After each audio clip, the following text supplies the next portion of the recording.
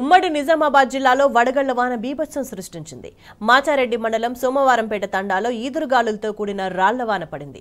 డిచ్పల్లి, ఇందల్వాయి, సిరికొండ, దర్పల్లి, జక్రాన్పల్లి మండలాల్లో భారీ ఈదురుగాలులతో కూడిన వర్షం పడింది. దీంతో వందలాది ఎకరాల్లో పంటలు నష్టపోయాయి. కల్లాలతో పాటు మార్కెట్కు తరలించిన వరి ధాన్యం తడిసి ముద్దైంది. పలుచోట్ల ధాన్యం వరదలో కొట్టుకుపోయింది. చేతికొచ్చిన పంటలు, ధాన్యం నీటిపాలవడంతో అన్నదాతలు దిక్కుతోచని స్థితిలో పడ్డారు. ధాన్యం కొనుగోలు కేంద్రాల దగ్గర వారం రోజుల నుంచి పడిగాపులు కాస్తున్నా కాంట కావట్లేదని రైతులు ఆవేదన వ్యక్తం చేశారు. ప్రభుత్వం పట్టనితనంతోనే తాము నష్టపోయామని రైతులు మండిపడుతున్నారు.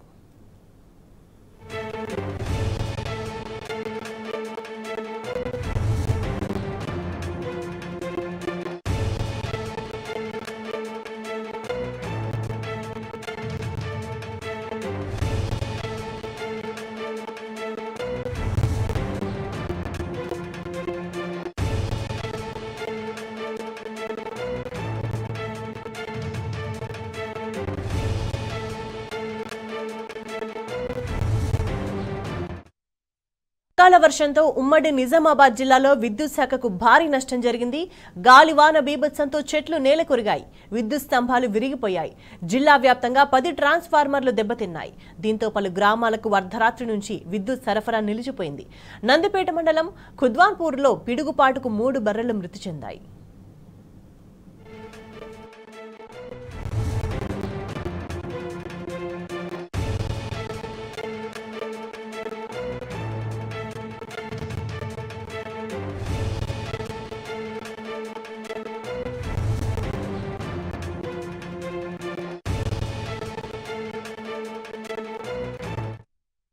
ఇక ఉమ్మడి నిజామాబాద్ జిల్లాలో వర్షం వల్ల జరిగిన నష్టానికి సంబంధించి మరింత సమాచారాన్ని మా ప్రతినిధి రవీందర్ అందిస్తారు. రవీందర్, ఉమ్మడి నిజామాబాద్ జిల్లా వ్యాప్తంగా అకాల వర్షం రైతులకు శాపంగా మారింది. అది ఉంచితే అటుపక్క అనాలోచిత నిర్ణయాల ప్రభుత్వం తీసుకున్నటువంటి నిర్ణయాలతో రైతులు తీవ్ర ఇబ్బందులు ఎదుర్కొంటున్నారు. అసలే ఇప్పుడు క్రాప్ డ్యామేజ్ తో బాధపడుతున్న రైతులకు అర్ధరాత్రి బీభత్సం వర్షం సృష్టించింది. ఈ నేపథ్యంలో ఉమ్మడి నిజామాబాద్ జిల్లా వ్యాప్తంగా కారబెట్టిన కల్లాలు, అదేవిధంగా ఆరబెట్టినటువంటి వరి ధాన్యాల కుప్పల పైన తడిసి ముద్దైన సందర్భం కూడా స్పష్టంగా కనపడుతుంది. మాచారెడ్డి మండలం సోమవారంపేట తాండాలో అర్ధరాత్రి వర్షం భారీ మొత్తంలో కురవడంతో ఇక్కడ గత 2 రోజుల నుంచి వరి కోతలు స్టార్ట్ అయ్యాయి. తీవ్ర ఇబ్బందులు ఎదుర్కొన్నారు. ఒకేసారి వర్షం బీభత్సం సృష్టించాలని చెప్పవచ్చు. ఇక్కడ 2 రోజుల నుంచి వరి కోతలు స్టార్ట్ కావడంతో రైతులు ఆ పొలాల్లో బిజీ ఉండడంతో ఒకేసారి వర్షం రావడంతో తీవ్ర ఇబ్బందులు ఎదుర్కొన్నారు. ఈ నేపథ్యంలో ట్రాక్టర్లు, అదేవిధంగా ఇటు ఇతర సదుపాయాలతో వడ్లను ఒక దగ్గర చేసిన ఫలితం లేకుండా పోయింది. నేల కొరిగిన విద్యుత్ స్తంభాలు, అదేవిధంగా నిలిచిపోయిన విద్యుత్తుతో తీవ్ర ఇబ్బందులు రైతులు పడుతున్నారు. చెట్లు కూలిపోయాయి. అదేవిధంగా బర్రెలు, గేదెలు అటు ఎవరైతే వ్యవసాయ పనుల వాళ్ళ పొలాల దగ్గర ఉంచుతారో వీటికి తీవ్ర ఇబ్బందులు, వడగళ్ల వానతో తీవ్ర ఇబ్బందులు ఎదుర్కొన్నాయని చెప్పచ్చు. అటు నిజామాబాద్ జిల్లా వ్యాప్తంగా కూడా ఇదే పరిస్థితి. నిజామాబాద్, డిచ్పల్లి, ఇందల్వాయి, అదేవిధంగా జక్రాన్పల్లి, నందిపేట పరిసర ప్రాంతాల్లో వర్షం బీభత్సం సృష్టిందని చెప్పవచ్చు. అర్ధరాత్రితో పాటు ఉదయం కూడా కొంత మేరకు వర్షపాతం నమోదైంది. అయితే అర్ధరాత్రి వడగళ్ల వాన కురవడంతో తీవ్ర ఇబ్బందులు ఎదుర్కొన్నారు. ఈ పాటికే ధాన్యం కల్లాల్లో ఉంది. కల్లాల్లో ఉన్న ధాన్యానికి రైతులు 2 రోజులైతే కాంటాలు అవుతాయనుకున్న సమయంలో ఇటు ఎఫ్సిఐ గోదాము, అదేవిధంగా ఎఫ్సిఐ నుంచి వచ్చే గోదాంలోకి వచ్చే దానికి సరైన వసతులు లేక రైతులు కూడా తీవ్ర ఇబ్బందులు ఎదుర్కొంటున్నారు. ఈ నేపథ్యంలో వ్యవసాయ పరిస్థితి అగమ్య గోచరంగా తయారైందని చెప్పొచ్చు. ఇక వ్యవసాయ కల్లాల విషయానికి వస్తే గత వారం రోజుల నుంచి ఉమ్మడి నిజామాబాద్ జిల్లా వ్యాప్తంగా 2వ దఫా క్రాప్ స్టార్ట్ అయింది. వరి కోతలు స్టార్ట్ అయిన నేపథ్యంలో అకాల వర్షం తీవ్ర ఇబ్బందులకు గురి చేసడం ఒకవైపు అయితే, ప్రభుత్వం తీసుకుంటున్నటువంటి అనాలోచిత నిర్ణయం కూడా రైతుల పాలిట శాపంగా మారిందని చెప్పవచ్చు. వరి ధాన్యం కొనుగోలు కేంద్రాలు సక్రమంగా జరగడం లేదు.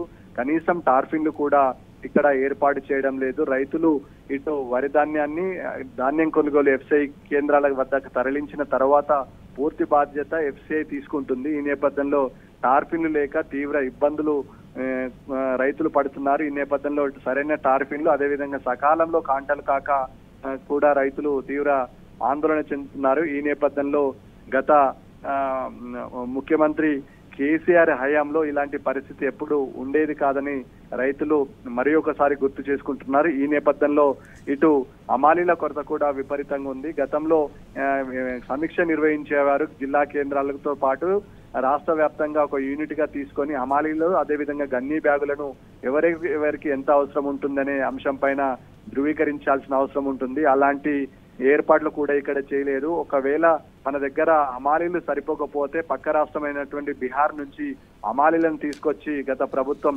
ఇక్కడ కాంటాలు అదేవిధంగా ధాన్యం కొనుగోలు కేంద్రాల వద్ద హమాలీలతో కాంటలు చేయించేది. కానీ ఇప్పుడు ఆ పరిస్థితి లేదు. బీహారీ నుంచి హమాలీలను రప్పించడంలో ఈ ప్రభుత్వం విఫలమైంది. సకాలంలో ధాన్యం కొనుగోలు కేంద్రాల వద్ద ఏర్పాటు చేసి ఉంటే ఇంత నష్టం జరిగేది కాదని రైతులు ఆవేదన వ్యక్తం చేస్తున్నారు. ఈ నేపథ్యంలో వ్యవసాయ అధికారులను సంప్రదించినట్లయితే క్రాప్ డ్యామేజ్ ఏమాత్రం లేదు, అదేవిధంగా క్రాప్ డ్యామేజ్ ఎక్కడ జరగలేదు, తడిసిన ధాన్యాన్ని కూడా మేము కొనుగోలు చేస్తామని ఇప్పటివరకు ఎక్కడ కూడా భరోసా ఇవ్వలేదు. సంబంధిత మంత్రి కూడా తడిసిన ధాన్యాన్ని కొనుగోలు చేస్తామని చెప్పకపోవడంతో రైతులు ఆవేదన వ్యక్తం చేస్తున్నారు. తడిసిన ధాన్యానికి తూకం వేసి అదేవిధంగా 4 కిలోల షార్ట్ తీసుకోవడం జరుగుతుంది. ఇది 4 కిలోల షార్ట్ తీసుకోవడం వల్ల రైతులు తీవ్ర ఇబ్బందులు ఎదుర్కొంటున్నారు. అసలే నష్టపోయారు.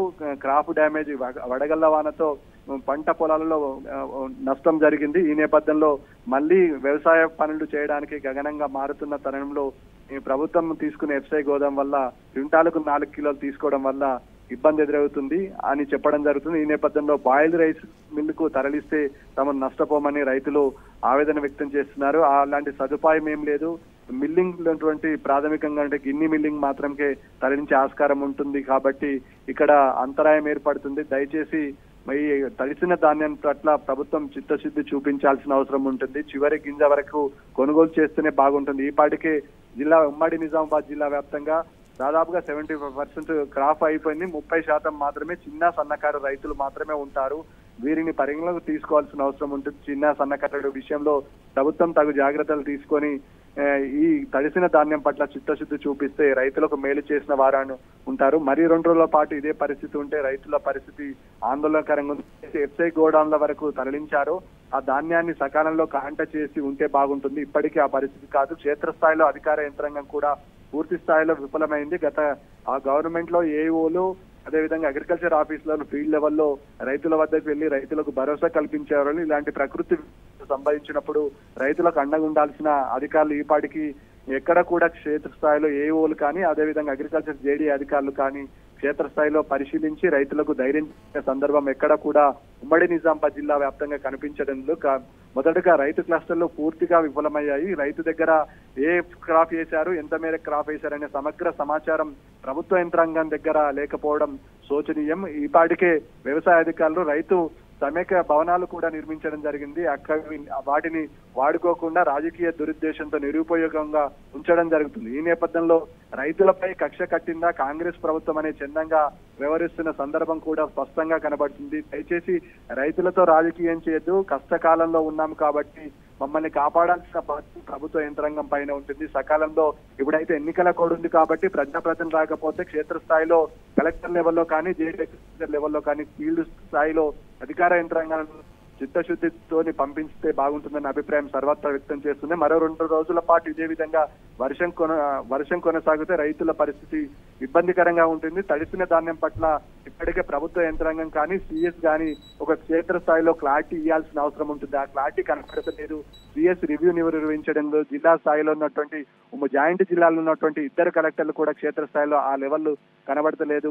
రైతులకు తక్షణమే భరోసా కల్పించి తడిసిన ధాన్యాన్ని కొనుగోలు చేస్తే బాగుంటుందనే సర్వత్రా రైతు అంగం చెప్పడం జరుగుతుంది. ఇక విషయానికి పశువులకు కూడా డ్యామేజ్ జరిగింది. పశువుల విషయానికి వస్తే వాటికి ఎక్స్గ్రేషియా ఉంటుంది కాబట్టి ఎక్స్గ్రేషియా చెల్లించాల్సిన అవసరం ఉంటుంది.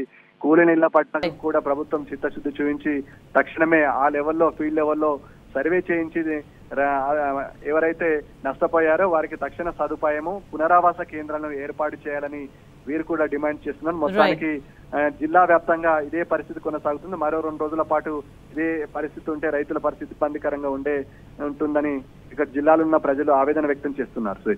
రైట్ రవీందర్.